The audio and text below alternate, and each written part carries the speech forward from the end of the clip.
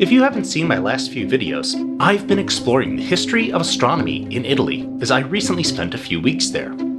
However, those videos only covered sites that fit into the stories I was telling in those videos. But, as you'd expect for a country so rich in history, there's much more to be discovered than what I showed previously. So today, we'll explore a more comprehensive list of locations in Italy for those wanting to explore astronomy before the telescope.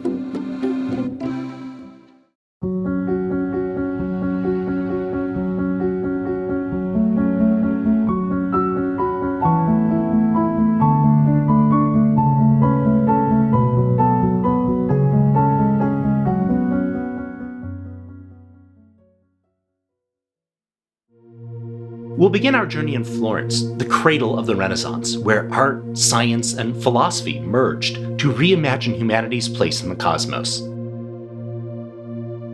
Under the patronage of the Medici, Florence became a laboratory of ideas, where painters measured perspective like astronomers mapping the heavens. And I'm hardly being poetic here.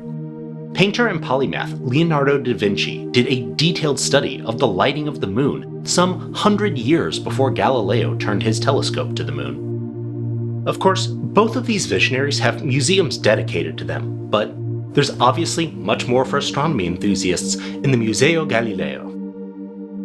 Much of this museum is devoted to the telescope and other optical instruments.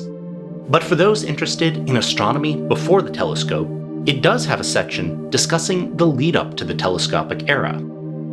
This includes quadrants, astrolabes, quarterstaffs, sundials, celestial globes, and armillary spheres. They also have a section of instruments for telling time at night using the Little Dipper, known as nocturnals, and the Instrumentum Primi Mobilis, built by Ignazio Danti, that I featured in a previous video. One of the centerpieces of the collection is a massive and complicated armillary sphere designed by Antonio Santucci. It was started in 1588 and completed in 1593. The complexity of this device is due to the fact that it includes a separate sphere for each of the 7 luminaries: the Sun, the Moon, and 5 naked-eye planets. Additionally, it features a ring for the zodiac. At the center lies a terrestrial globe, which is surprisingly complete. More of Dante's instruments can be found in other locations, as we explored in my video on the development of the Gregorian calendar. The most notable of these locations is at the Basilica of Santa Maria Novella. Here, we can find instruments on the exterior of this church that Dante placed there in the 16th century. The first is an armillary sphere, which could be observed to find the timing of the equinoxes. However, the instrument was set up slightly incorrectly, likely due to Dante using a slightly incorrect value for the latitude of Florence, leading to him being off in the timing of the equinoxes by about 2.5 hours. The second instrument on the facade is a marble quadrant, which Dante used to determine the angle of the sun at noon on the solstices. Half of the difference between them is the obliquity of the ecliptic, what we would today describe as the axial tilt of the Earth relative to the plane of motion. Inside, we find a pair of long brass lines set into the floor known as meridians.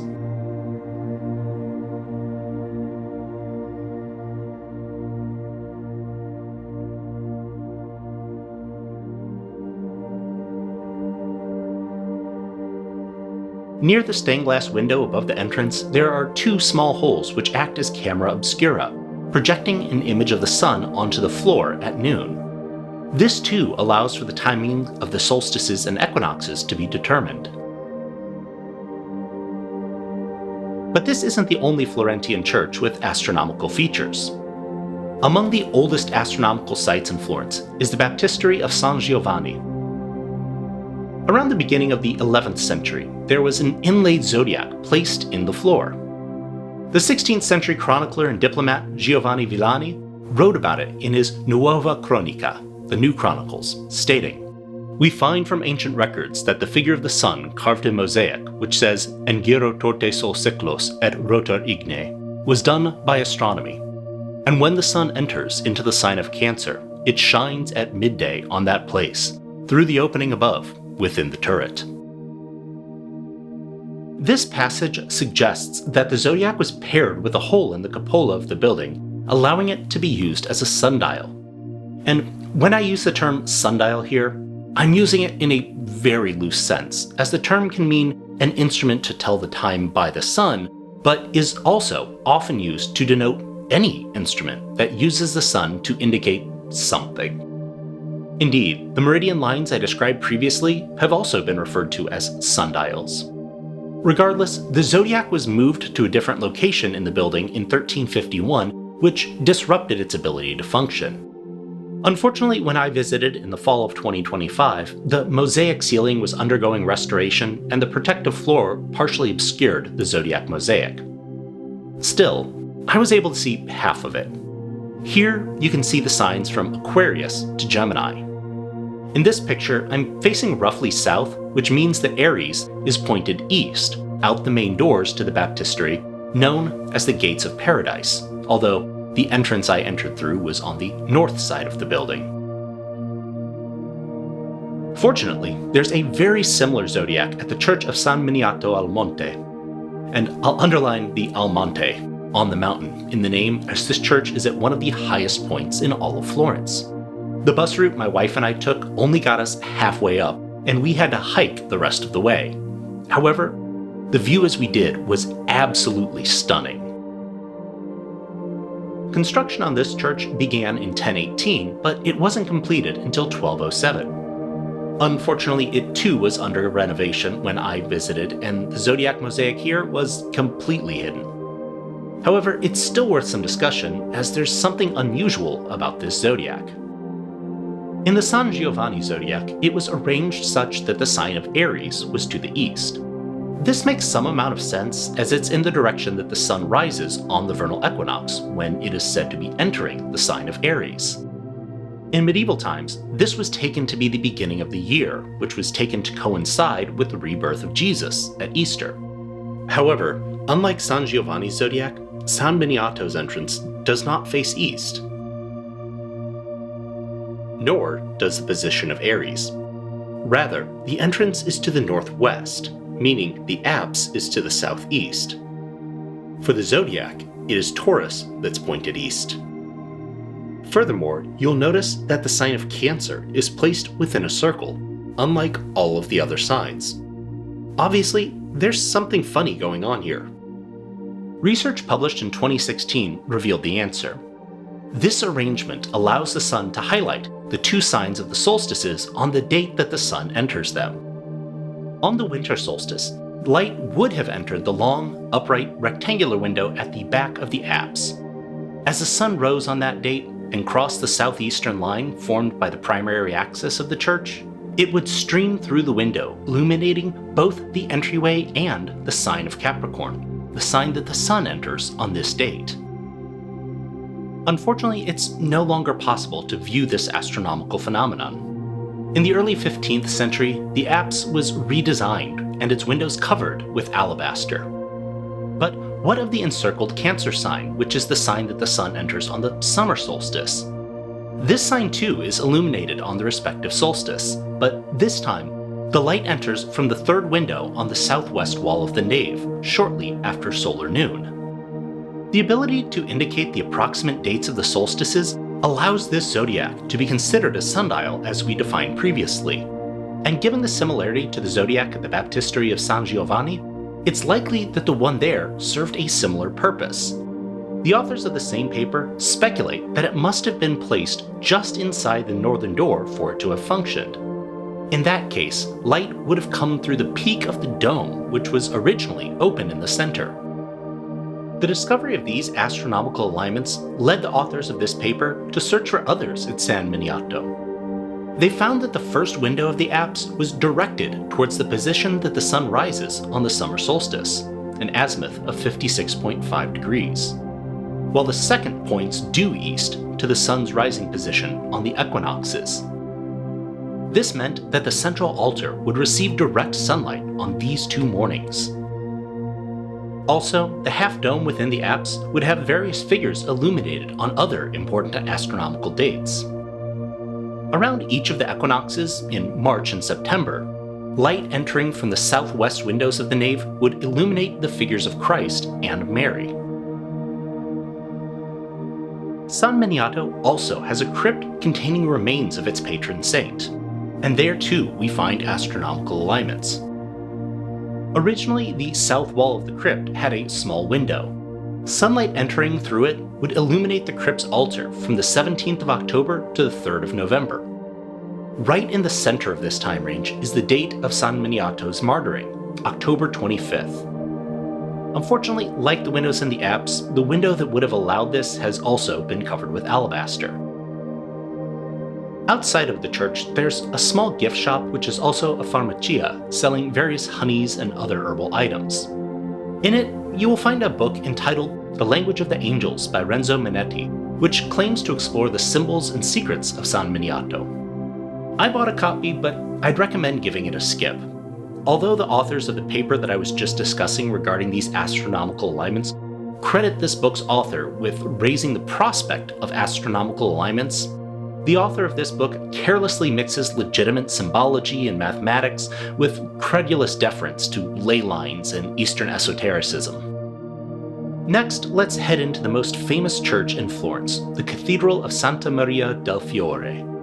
Located right next to the Baptistery of San Giovanni, this church towers over the rest of Florence with its majestic Duomo, or dome. The church itself is technically free to visit. Just be prepared for a massive line which wraps most of the way around the building.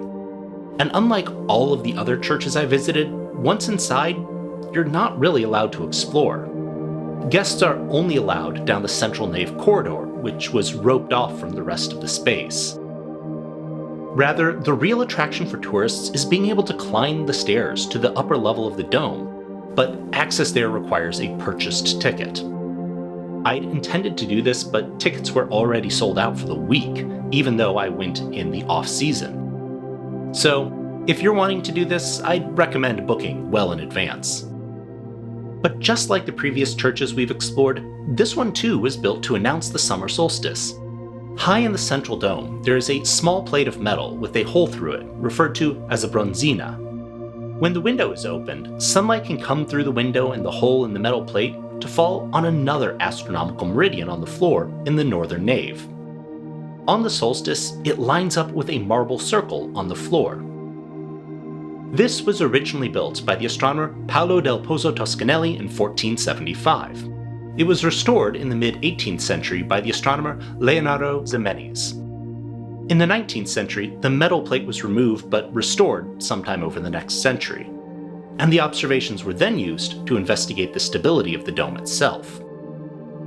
But sadly, because guests were limited to that central corridor, I wasn't actually able to see the meridian line myself, only the metal plate high in the dome. But the instrument still functions to this day. However, to view this celestial alignment, you need special reservations. To make them, visit the Duomo's website and look for the events page. Its event calendar doesn't extend out but a few months into the future, so next summer's isn't available yet. But closer to the next summer solstice, the event should be listed with an email to reach out to reserve your spot. But before we go, there's one other medieval astronomical secret, which we'll find outside, on the southern wall of the building, just around the corner from the front entrance. Here, there's a series of reliefs depicting the 7 liberal arts, and the first among them is astronomy. To be clear, the ones there now are not the originals. These ones are reproductions. If you want to see the original, they're safely housed in the Duomo Museum. But if you bought a ticket for the Baptistery, the museum is included. Turning away from solar configurations, we also find a beautiful astronomical reference in the Basilica of San Lorenzo. There, head towards the main altar and turn left. You'll see a small room in the corner. This is known as the Sagrestia Vecchia, the old sacristy. There, the ceiling of the apse is decorated with a stunning depiction of the celestial vault. Interestingly, this depiction includes an uncommonly detailed depiction of the band of the zodiac, with specific degrees clearly marked. Furthermore, the positions of the Sun and Moon are clearly shown. The Sun is shown to be between Gemini and Cancer, while the Moon is in Taurus. The precision with which this is drawn suggests that this arrangement was meant to commemorate a specific date.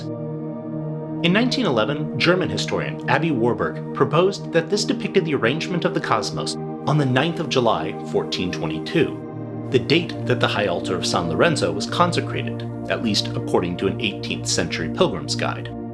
However, checking the position of the moon on this date shows a very poor fit, as the moon is nowhere near Taurus, it's in Pisces. The lunar position fits much better 4 days later, on the 13th, but by that time the sun is well into Cancer.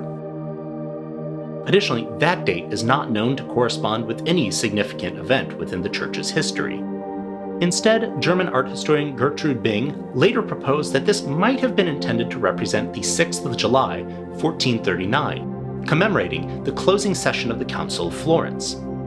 Still others suggest that this depicts the sky on the 4th of July, 1442, to commemorate the arrival of René of Anjou. And there's some further evidence for that suggestion. In the dome of the Pazzi Chapel within the Basilica of Santa Croce, there's an almost identical mural, although it is incomplete. However, we can still see the same detailed coordinate grid laid onto the zodiac, with the sun and moon in the exact same positions as it did in San Lorenzo.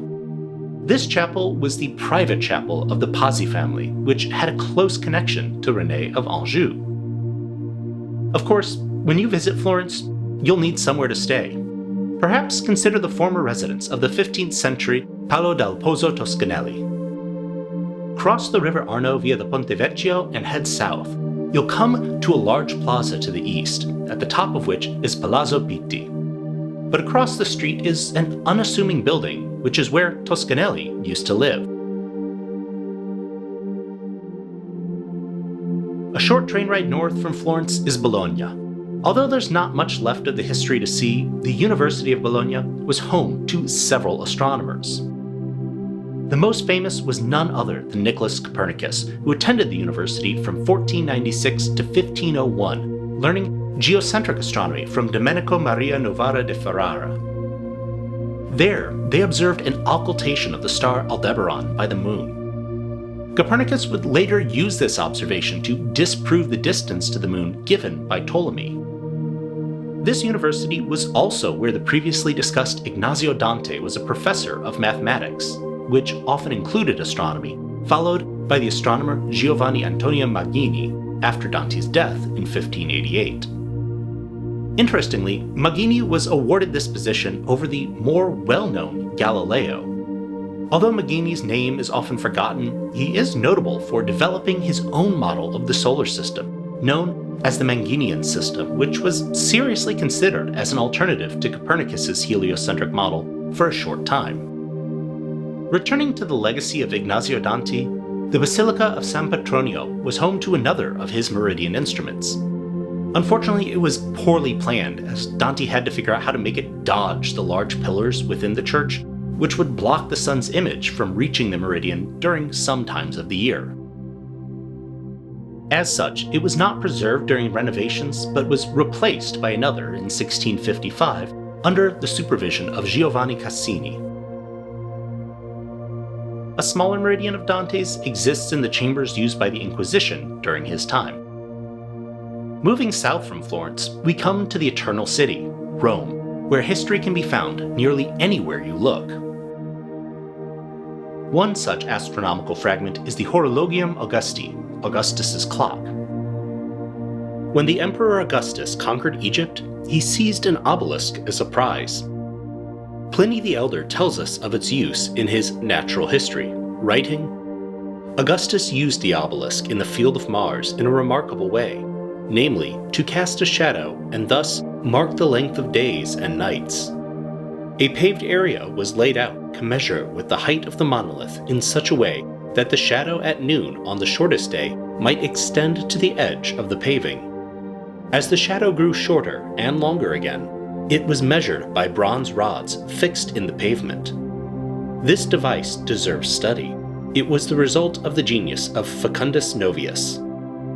Novius placed a gilded ball on the apex of the monolith so that the shadow would be concentrated at its tip. Otherwise, the shadow cast would have been indistinct. He got this idea, so it is said, from seeing the shadow cast by a man's head. While this instrument was long believed to have been a typical sundial, more recent scholarship has argued that it was a meridian very similar to those that we have discussed by Dante. Even its use would have been similar, given that part of Augustus's responsibility was as Pontifex Maximus, which was in charge of maintaining the civil calendar. A meridian instrument would be able to determine whether or not the timing of solstices and equinoxes were in line with the calendar. Indeed, Pliny even connects this device to the maintenance of a calendar, writing, "These measurements, however, have not agreed with the calendar for some 30 years. Either the orbit of the sun itself is out of phase, or has been altered by some change in the behavior of the heavens, or the whole earth has moved slightly off-center. I hear this phenomenon has also been observed in other places, or it could be that a merely local tremor has shifted the gnomon, or the mass has subsided due to the flooding of the Tiber, despite the claim that its foundations were driven as deeply into the earth as the obelisk on top is high." Interestingly, scholars claim to have located the original pavement described by Pliny in the basement of a cafeteria in the Via de Campo Marzio. However, we may again need to be skeptical of this, as the archaeological depth at which it was found, as well as pottery fragments from the same layer, indicated this surface dated to the time of the Flavian dynasty, roughly 100 years later. However, this set of markers has been recreated at the foot of the monument where it stands today. The obelisk itself was toppled sometime after 700 CE, but its remains were discovered buried in 1512. It was not excavated at that point. It wasn't until 1748 that it was. Over the next 40 years, the pieces were reassembled and moved to the Piazza de Montecitorio by Pope Pius VI for a rededication in 1789. More recently, the pavement marking out the positions of the zodiac signs was reconstructed. But don't follow it too far towards the building to the north beyond the small fence. The building beyond it is Italy's Parliament building, the Palazzo de Montecitorio, and the guards don't want you getting too close, although they were quite polite about my transgression. One of the early competitors to Christianity was Mithraism. While this religion was based in Iranian Zoroastrian worship, it became popular, especially among the Imperial Roman army between the 1st and 4th centuries CE. It is relevant to our discussion due to its frequent use of astronomical imagery and symbolism. Mithras is frequently seen in iconography, dining with the sun and wearing a cape full of stars. There were 7 levels of initiation, which have been linked to the 5 planets plus sun and moon. Many depictions of Mithras were surrounded by images of the zodiac constellations, which are frequently flanked by torchbearers, one of which holds his torch upright, while the other angles it down. This has been interpreted to be a reference to the equinoxes, where the sun rises above and falls below the celestial equator. While this religion has left very little for us to know it by, their temples were often in underground chambers, known as Mithraea, and many of them are located in Rome, where the religion seems to have been centered. Mithraea can be found near the Circus Maximus, Palazzo Barberini, the Baths of Carcalla, the Basilica of San Clemente, the Basilica of Santo Stefano, Piazza Dante, and the Church of Santa Prisca. If you're willing to take a train about an hour outside of Rome, there's also a Mithraea at Ostia Antica. Presently, not all of these are open to the public. We visited one of the ones beneath the Basilica of San Clemente. It's only a small part of the massive amount of archaeological ruins beneath this church, and the Mithraeum itself is behind a gate. However, there is a reproduction of the Mithraeum's central altar a short distance in front of it. On it, you can see the 2 torchbearers I just mentioned. We also visited Ostia Antica, but its more famous Mithraeum is currently closed to the public. However, we found another one above ground, although there's no hints of the astronomical imagery visible there. Among the most recognizable structures in all of Rome is the Pantheon. The orientation of this temple is quite unusual.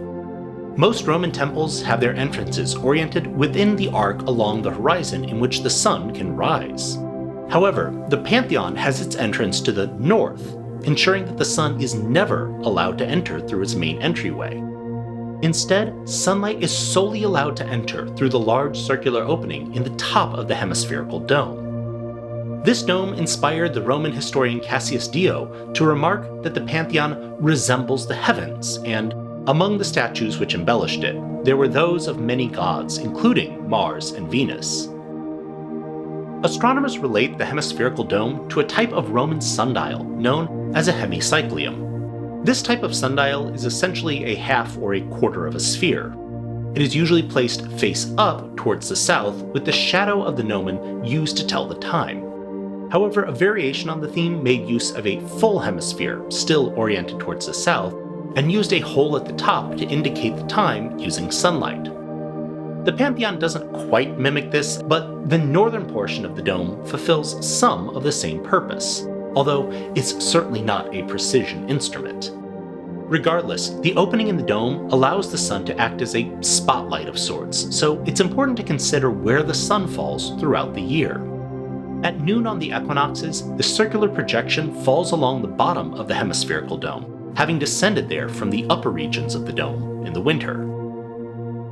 Then, in the summer, the light's position at noon descends lower and lower until it reaches the floor of the temple. Obviously, at Rome's latitude of 41.9 degrees north, the sun will never reach the zenith and therefore will never point straight down into the Pantheon to illuminate the center of the floor. However, the height of the sun at noon can very quickly and easily indicate the seasons.